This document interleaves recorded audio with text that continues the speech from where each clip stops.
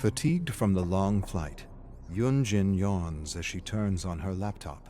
She landed in Rio de Janeiro just 2 hours ago, but her work cannot wait. Looking through her mailbox, she spots a dozen unread emails from an unknown user addressing her by name. Few know her as Yunjin. Most only know her as Magnum Opus. She clicks on an email. A graphic, detailed description of someone's plan to murder her and the trickster. Signed, the trickster's #1 fan. Death threat. An abnormally specific one with a picture of her in the hotel lobby. Before the death of No Spin, she ignored such threats, but now, her manicured hand shakes as she reaches for her phone. The threat is too serious to be taken lightly. She calls her security crew for an emergency meeting. Outings are restricted to recording sessions and concert rehearsals only. A bodyguard is assigned to the trickster and herself. Everyone complies with the new rules except for the trickster, who argues against staying on the hotel premises. No surprises there. Her relationship with the trickster has been on the rocks for months now.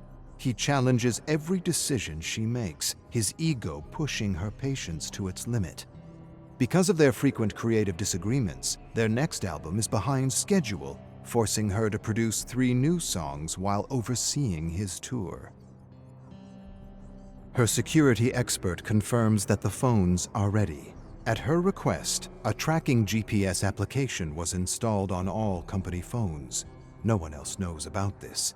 If the trickster keeps testing her patience, this app will come in handy. It's for his own good, and hers.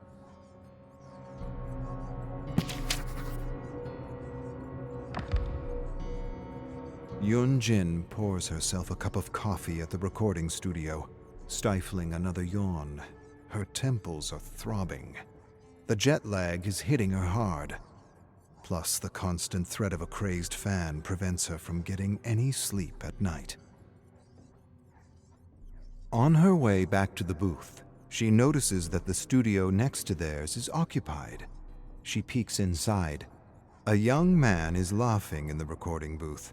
He has an easygoing smile that could sell thousands of magazines. She recognizes the man at the mix table, Alano Muse, a semi-famous producer from San Diego. What is he doing in Rio? Some bits of fresh gossip could help re-energize her. She taps on the door's window. The door creaks open. He remembers her, of course. Who could forget the magnum opus? She invites herself in as he plays the track he is working on, a slow, predictable build for the bass line, formulaic, too safe to be of any interest. Then, an ethereal voice fills the room. Yunjin almost spills her coffee. The artist's voice is crystalline. His range is powerful, yet nuanced. Who is that? Alano tells Lucas, the young artist, to drop down his pitch a notch. Bad call. The track should be building up to push Lucas's range instead of confining it to a boring, generic sound. She walks up to Lucas and hands him her business card. Contact me when you're ready to become a serious artist. A pang of regret hits her on her way out. She said those exact words to the trickster many years ago. Back then, she looked forward to working with him. Those days are long gone.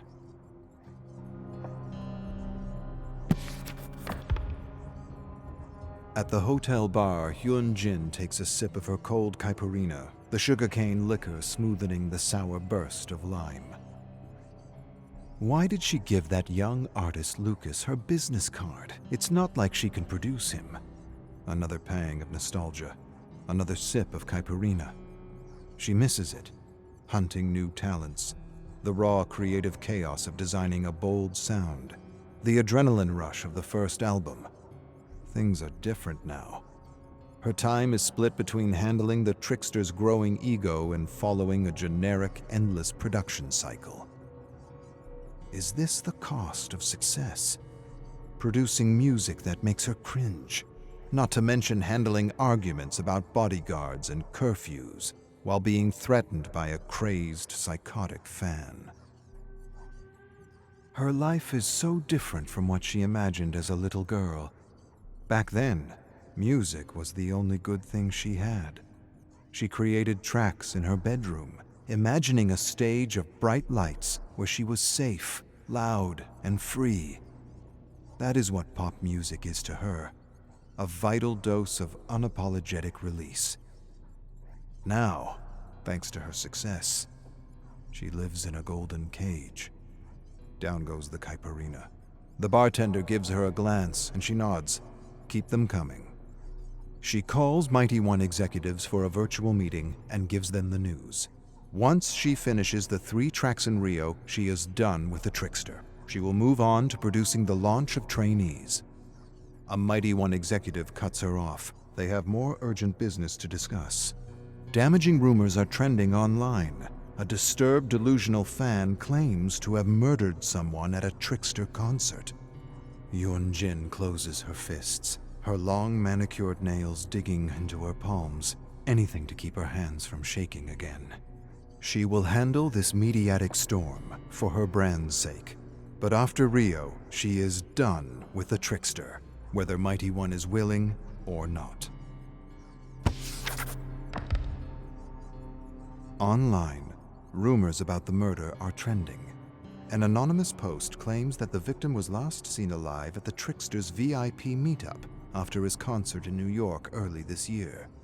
Yun-Jin remembers that night, not because of the concert, but because of a detail that has been replaying in her mind ever since. Bleeding scratch marks on the trickster's forearms when he showed up at the concert's after-party. The rumors online were rekindling the suspicion she silenced before.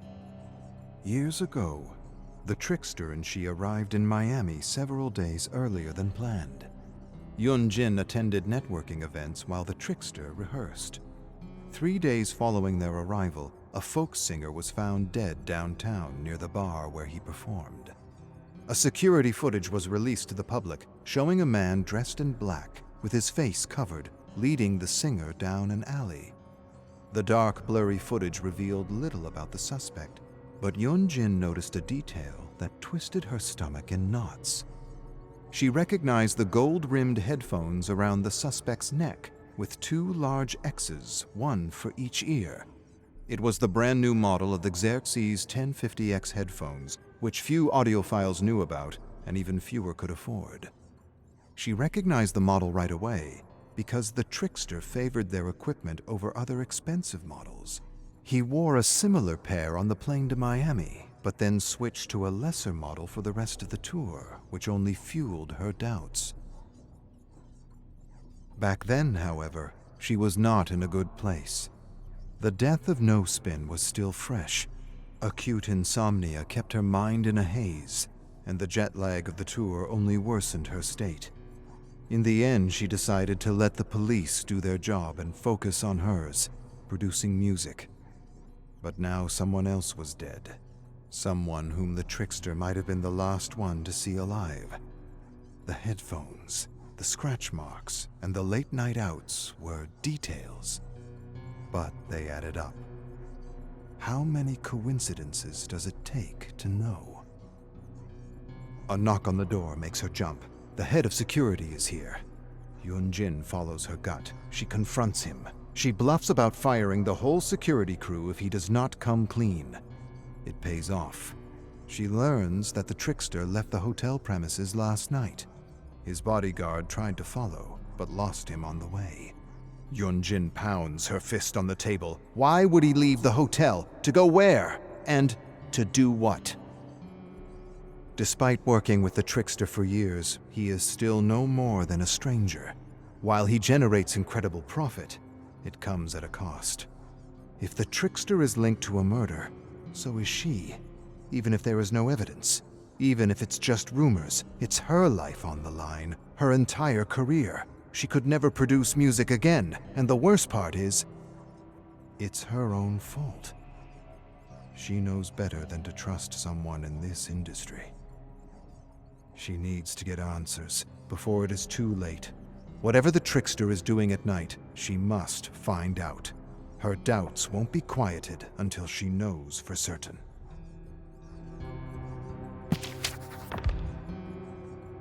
Yun-jin leaves her security detail behind during the trickster's rehearsal. What she is up to is not strictly legal, after all. She shows her VIP badge at the doorman and enters the trickster's changing room. Perhaps she could find something in here that could be a clue as to what the trickster is up to. Amidst the flamboyant costume, she looks for a clue: receipts, notes, pictures. All she finds is a gym bag. Inside lies a water bottle, a few t-shirts, and his wallet. No bills or anything of interest in his wallet, except for his hotel room keycard. Perhaps she is looking in the wrong place. Someone chatting loudly on the side of the door alerts her. She snatches the hotel keycard and zips up the bag just as the trickster's assistant walks in. Yun-jin quells her thudding heart and keeps her expression impassive as she walks out. Whatever the assistant saw, she will not dare mention it, at least not to anyone who matters. Yun-jin only pauses when she reaches the trickster's hotel room, keycard in hand.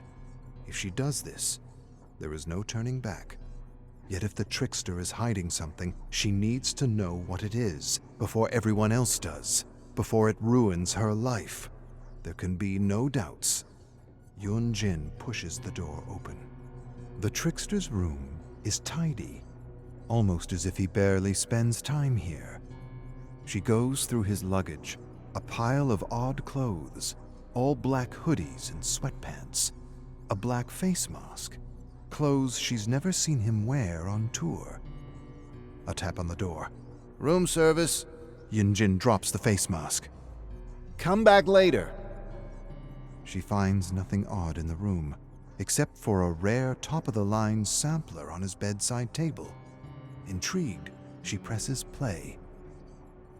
A series of loud, violent screams fill the room. The screeches sound genuine. Samples from a horror film?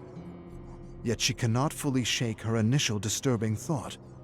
What if it is genuine? What she finds next only enhances her discomfort. A sharpening kit for knives, whetstones and cleaning products, a whole collection of sharpeners. A past conversation overheard at the recording studio replays in her mind. Lucas, the young artist, introducing himself to the trickster, asking about the flamboyant knife in his hands. The trickster replying that he always keeps a blade on him. Yun-jin picks up a whetstone. Why sharpen a stage prop? Sure, the trickster used real knives to do stunt work as a kid, but it is no longer necessary. This obsession with knives is not just for show. And what is the point of sharpening a knife if it's not to use it? She shudders. Another noise at the door. Yun-jin puts down the whetstone. "I said come back The trickster walks into the room, catching her off guard. Her eyes meet his. He is just the awkward kid I signed years ago. I will not let him drag me down. His outrage meets her fury. Yun-jin picks up the sampler. "Where the hell do you wander off at night? And what is this twisted horror bullshit? What if the media got a hold of it? Your career would be over." Trickster sighs and admits that after the death of No Spin, his mind drifted to a dark place. He rarely talks about their death, and she can tell why. That day still haunts her dreams. Time passes, but guilt remains. Yun-jin spots his phone on the table. "Grab a drink from the minibar, trickster. Today's rehearsal is cancelled." She keeps the sampler and reminds him to stay on hotel grounds until the concert. He nods in agreement. Good. For her ploy to work, he must think she trusts him.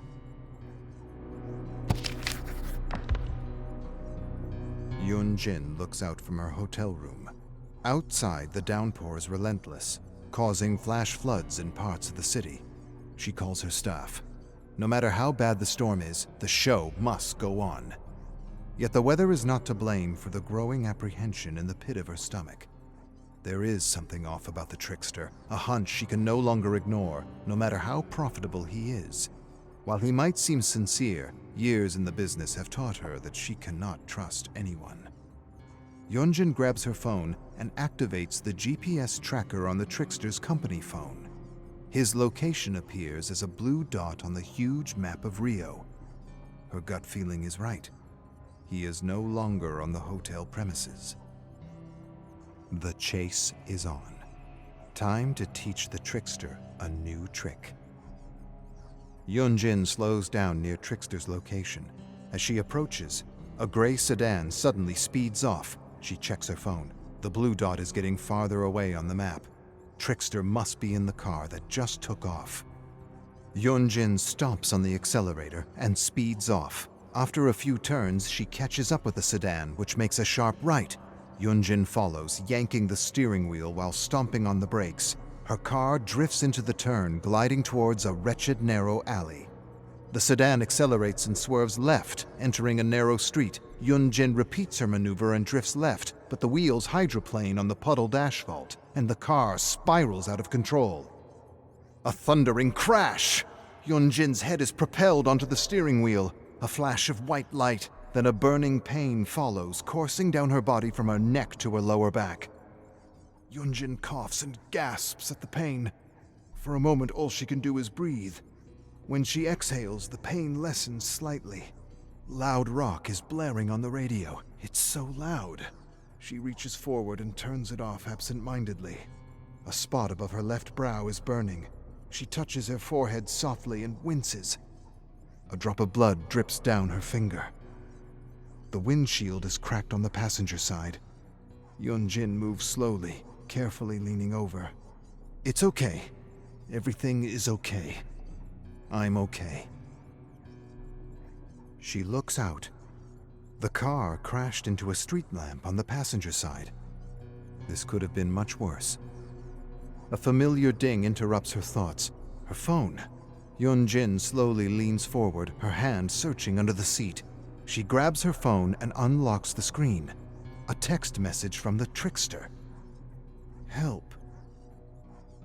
Why would he ask for her help? Unless she missed something. Unless the trickster is not the one she is chasing. Yunjin's heart skips a beat. The death threat. The trickster's #1 fan. Perhaps the crazed fan found out about the trickster's nightly escapades and decided to strike.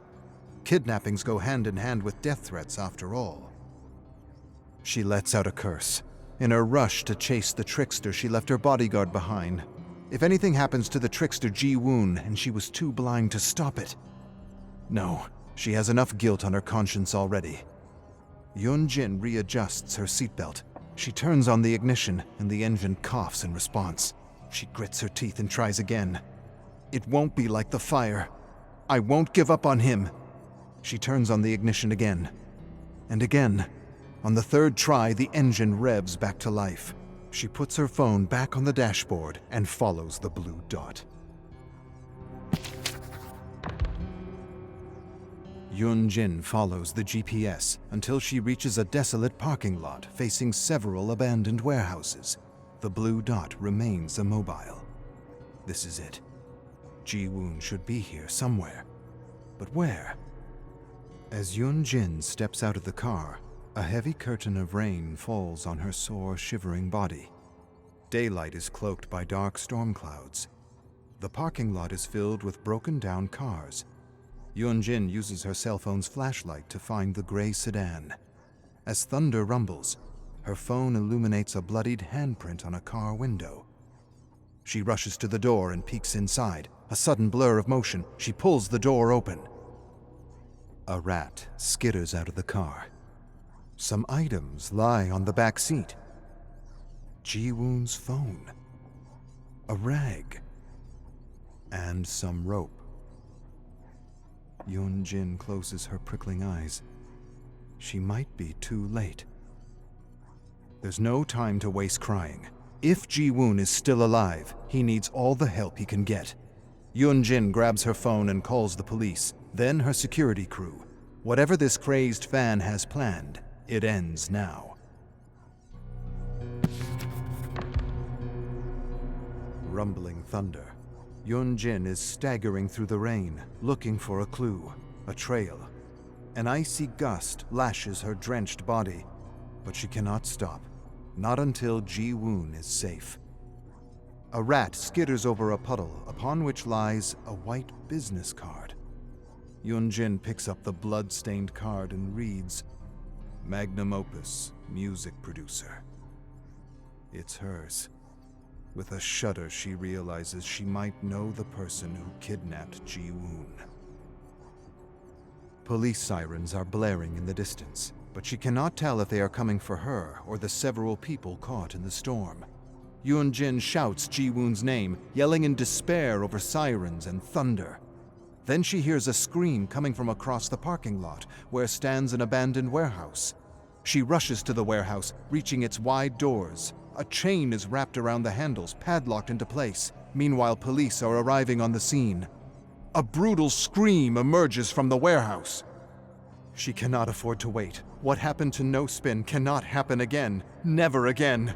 Picking up a lead pipe from the ground, she strikes the padlock again and again. Ji-woon! Ji-woon! The padlock breaks open.